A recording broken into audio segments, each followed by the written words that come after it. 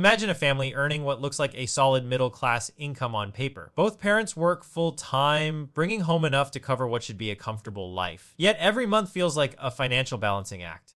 Rent or mortgage payments consume more than a third of their paycheck, groceries cost noticeably more than even a year ago, and healthcare premiums keep creeping higher. In childcare fees and the rising expense of owning a car, insurance, gas, repairs, and long-term loans, and it's no surprise that the budget always feels stretched thin. Debt only makes it worse. Credit card balances grow quietly in the background, pushed higher by interest rates that punish even small oversights. Auto loans now extend 6 or 7 years, tying families to payments that feel permanent. The result is a constant sense of working harder than ever but barely keeping up, as if every paycheck is spent before it arrives. For many, this paycheck to paycheck cycle has become the new normal, not because they're careless, but because traditional budgeting methods no longer match reality.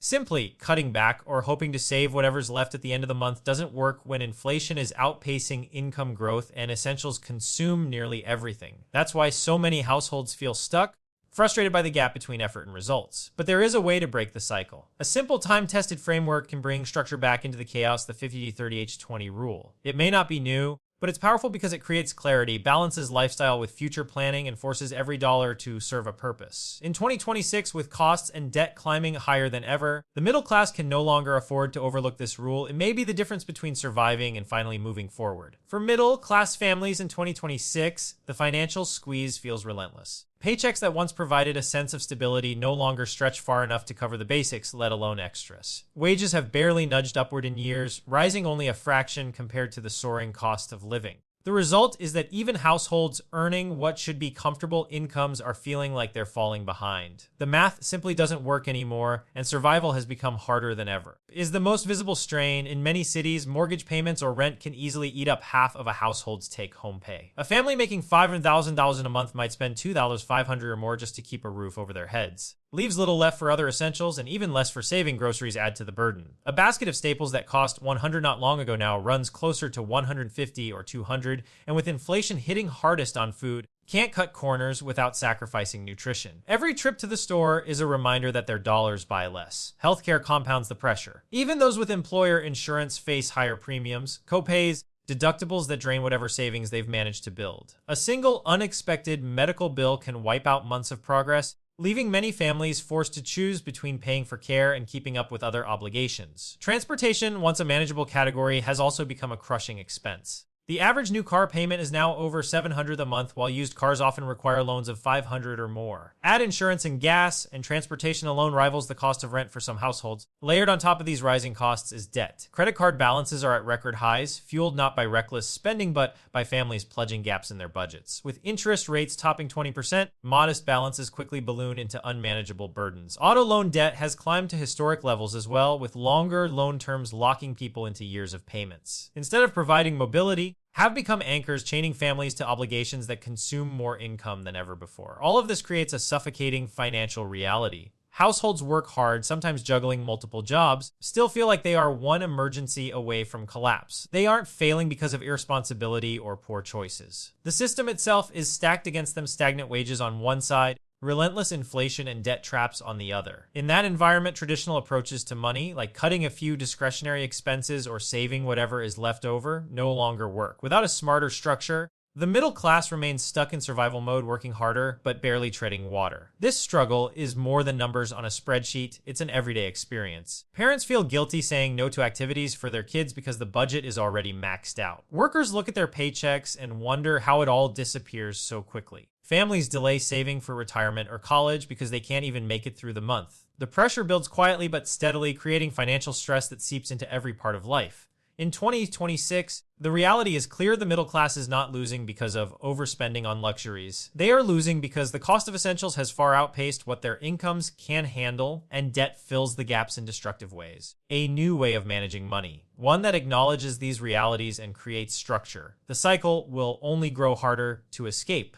The struggle isn't about discipline, it's about design. And until the design changes, survival will feel like running in place with no finish line in sight. The 50-day 3-day-20 rule isn't flashy and it isn't new, but in 20-day 20 sit feels more important than ever. At its core, it's a simple framework that tells your money where to go before life decides for you. Half of your income, 50%, is reserved for needs. That means housing, utilities, groceries, insurance, and minimum debt payments. The things you cannot cut without real consequences. 30% goes to wants. This is where lifestyle, lives, dining out, entertainment, streaming subscriptions, vacations, makes life enjoyable but isn't strictly necessary. The last 20% is this: most people skip savings and debt payoff. This includes retirement accounts, emergency funds, investments, and extra payments on loans. It's the category that builds your future and gives breathing room when the unexpected happens. What makes the rule powerful isn't complexity, it's clarity. Most people don't realize how blurred their categories are. A family may say their budget is under control, but the reality looks more like 70 or 8, 20 of a 10, or even 80 or 15p5. Needs eat more than half the paycheck. Wants creep up disguised as needs, and savings shrink to whatever is left at the end of the month, which often means nothing at all. A streaming service bundle feels essential,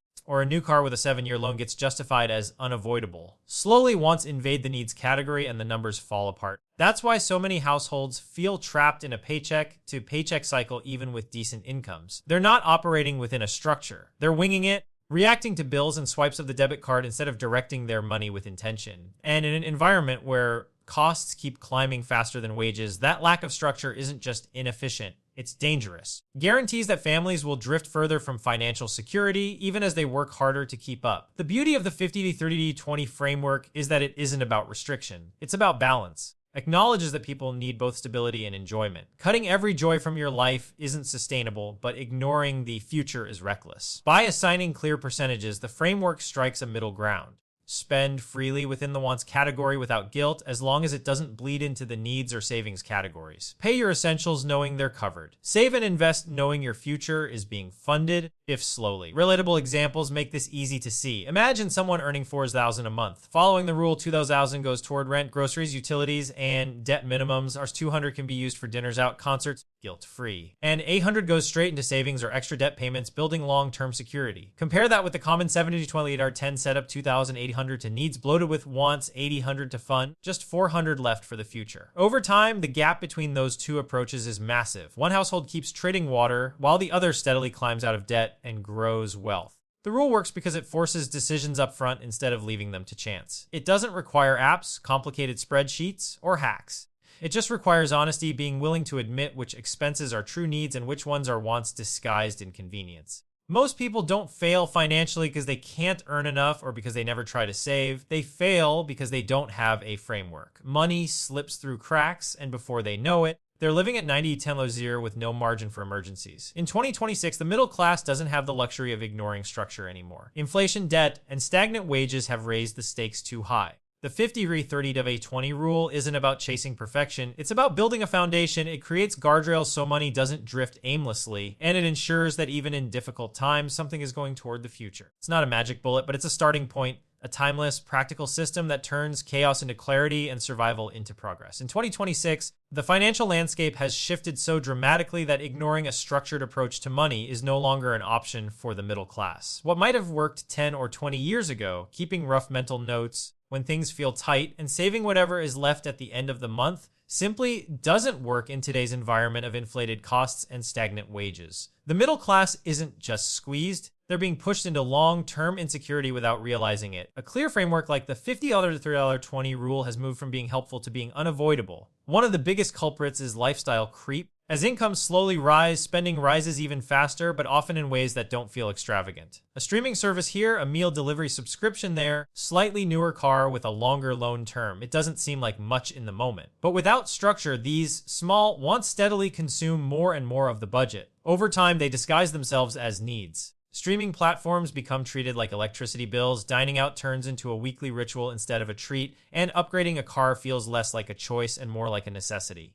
This quiet shift drains money that could have gone towards savings or debt payoff, leaving households stretched thin without realizing why. Credit card balances are where this problem shows up most clearly. With essentials already eating up a disproportionate share of income, families lean on plastic to bridge the gap. The problem is that every purchase borrowed today steals from tomorrow. Interest rates ensure balances grow faster than people can realistically pay them down. And because there's no system in place to protect a slice of income for savings or extra debt payments, balances accumulate quietly until they become overwhelming. For many households, this is less about recklessness and more about the absence of boundaries that a framework would enforce. Meanwhile, the future is being neglected. Retirement accounts remain dangerously underfunded because saving is treated as optional. Without automation and a rule that ensures at least 20% of income goes towards savings and debt payoff, rely on willpower that inevitably breaks down. In 2026, millions of middle-class workers are on track to retire with far less than they'll need. The gap isn't caused by lack of effort, it's caused by lack of structure. Every dollar swallowed by inflated housing, creeping wants, or growing debt is a dollar not being invested, compounding and building security. The danger here is bigger than just monthly stress. Without a system like 53 Dirty 20, the middle class is setting itself up for long-term instability. The immediate consequence is living paycheck to paycheck, but the downstream effect is entering retirement unprepared, saddled with debt, and dependent on a system that won't provide enough. The framework isn't about restricting joy, it's about making sure today's comfort doesn't come at the cost of tomorrow's survival. The harsh truth is that in 2026, the environment leaves no margin for error. Inflation continues to push everyday expenses higher, while debt has become easier to take on but harder to escape. Without clear categories, money drifts to wherever it feels easiest in the moment, which almost always means lifestyle wants crowding out savings. That's why the 50B30 20 rule matters so much right now. It forces discipline without requiring perfection.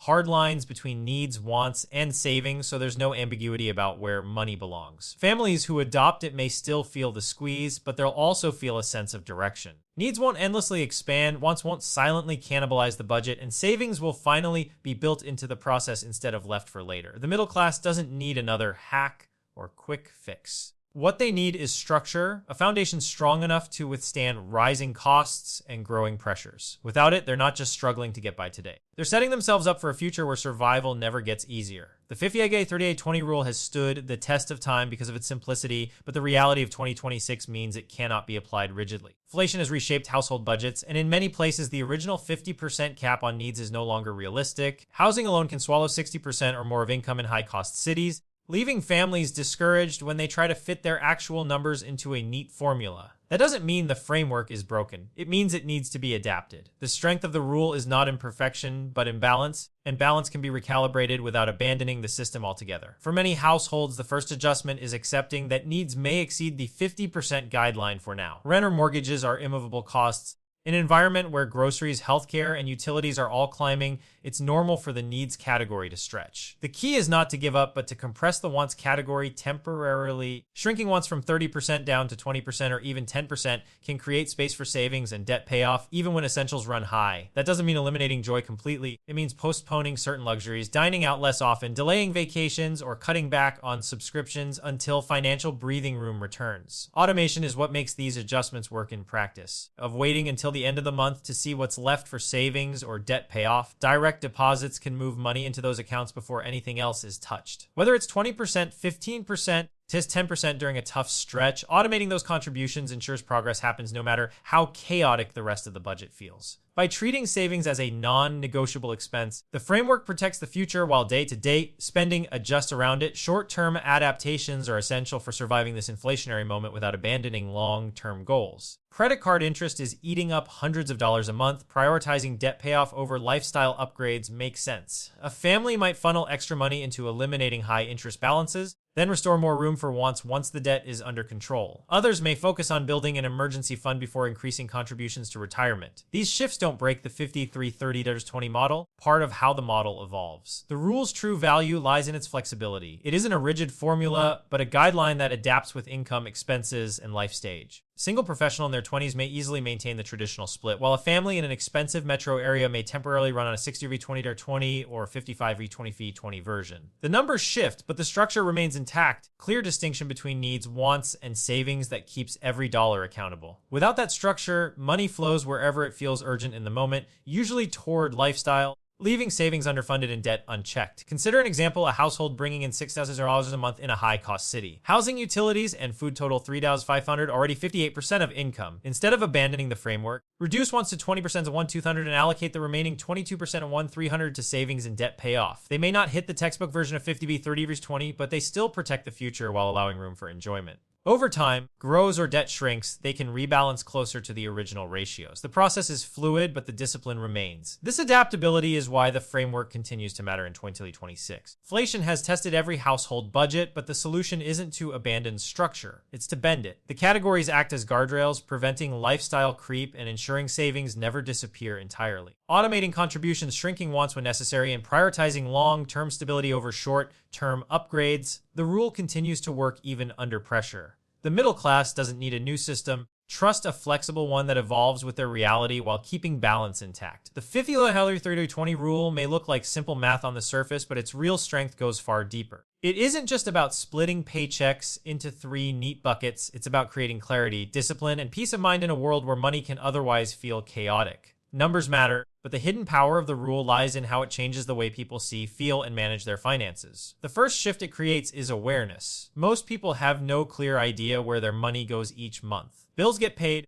cards get swiped, and by the time the paycheck runs out, they're left wondering why there's nothing left over. The framework forces people to separate spending into needs, wants, and savings. That separation alone exposes leaks. $200 dining out bill doesn't look dangerous when it's lumped in with groceries, but when it shows up under wants, its weight becomes obvious. A subscription that quietly renews each month no longer hides when stacked against more meaningful lifestyle choices. By naming every dollar, the rule reveals what was invisible before. Once those leaks are visible, priorities fall into place. The framework makes it clear that needs must be covered, savings must be protected, and wants fill the space in between. This hierarchy prevents lifestyle creep from silently overtaking the budget. When wants are clearly capped, they can't disguise themselves as essentials. That clarity brings balance. Families know they can enjoy life now without sabotaging the future. The system ensures long-term goals aren't neglected. Instead of guilt over every purchase, there's confidence in knowing it fits within the plan. What makes this especially powerful is how wealth builds quietly in the background. The 20% allocated to savings and debt payoff doesn't always feel dramatic in the moment. An automated $300 transfer into a retirement account might seem small, but over years it grows into tens of thousands through compound growth. An extra payment on a credit card may not feel life-changing today, but it shortens repayment timelines and saves thousands in interest. The framework removes the pressure to constantly make big, life-altering financial moves. Instead, it turns steady, automated actions into a wealth-building engine that runs without needing constant attention. This background growth is where financial stress begins to ease. Without a structure, every purchase feels like a decision that could derail progress. Should you skip dinner out? Should you cut streaming? Should you put money into savings or pay off debt first? The 50-3R20 rule removes the burden of overthinking. Already has a job, and as long as the plan is followed, there's no need to constantly second guess. That reduces the mental load and replaces it with a quiet confidence that life is balanced. The psychological benefit of knowing you are moving forward, even slowly, is as important as the financial one. The rule also protects against illusions of security. Class families look stable on the surface. Steady incomes, nice homes, cars in the driveway, but without savings, they're one emergency away from collapse. The framework ensures that part of every paycheck goes toward building that cushion. Over time, this creates a buffer that prevents short-term setbacks from becoming long-term disasters. Guards against the false sense of security that comes from relying solely on income, reminding households that real stability comes from reserves and growth. In this way, the 50-30-20 rule is more than a budgeting strategy, it's a psychological anchor. It creates a foundation that doesn't waver with each financial storm. Even in years like 2026, when inflation eats at paychecks and debt loads feel overwhelming, the structure holds. People may have to adjust the percentages temporarily, but the categories keep them tethered to balance. They know where their money is going. They know savings are happening automatically, and they know wants aren't bleeding unchecked into essentials. That clarity brings both security and freedom. The hidden power of the rule is that it simplifies money in a world where money feels anything but simple. It provides guardrails without feeling restrictive, gives people permission to enjoy life while still protecting their future, and removes the anxiety of not knowing where they stand. Over time, it turns survival into stability and stability into progress, not through dramatic changes, through steady balance that compounds quietly into real wealth and peace of mind. The first step in applying the 50-3-20 rule is to get brutally honest about where your money is going right now. That means sitting down with your bank statements or pulling up your budgeting app and calculating your current split. Are your expenses closer to $72-$110 with most of your income swallowed by needs, or maybe $80-15 where wants creep into essentials and savings barely exist? Many people are surprised to discover just how off balance their budget actually is once they categorize everything. This step alone can be eye-opening. It forces you to see the truth in black and white rather than relying on assumptions. Once you know where you stand, the next step is gradual rebalancing. If your needs are above 50%, be able to cut them down immediately, especially with rent, mortgages, and healthcare costs being what they are in 2026. But you can start shrinking your wants temporarily.